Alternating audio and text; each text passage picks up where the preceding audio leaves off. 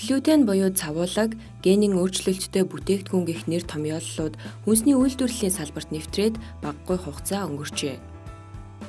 Эдгээр нэр томьёо хүнсний бүтээгдэхүүний шошго, таних тэмдэг болж хэрэглэгчдийн хувьд сонголт хийхэд нь нэг үгээр чиглүүлэгч нь болдог.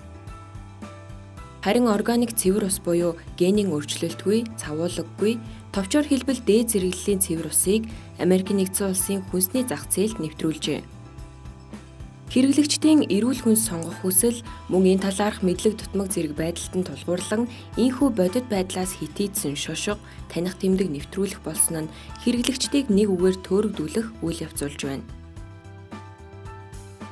Хүнсний бүтээгдэхүүний шошгон дээрх мэдээлэл үнэн зөв бөгөөд бүтээгдэхүүний шимт хижээлт байдлын мэдээллийг нарийн агуулж байх ёстой бөгөөд хэрэглэгчийг ямар нэг байдлаар төөрөгдүүлэх ёсгүй юм.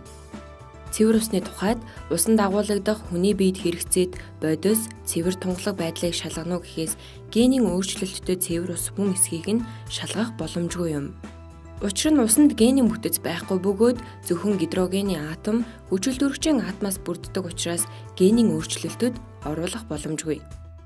Энэ мэтээр эрүүл хүнс хэрэглэхийн тулд зөвхөн үнэтэйгээ сонгох хангалтгүй бөгөөд эрүүл хүнс гэж юу болох талаар хангалттай мэдээлэлтэй байх нь чухал юм.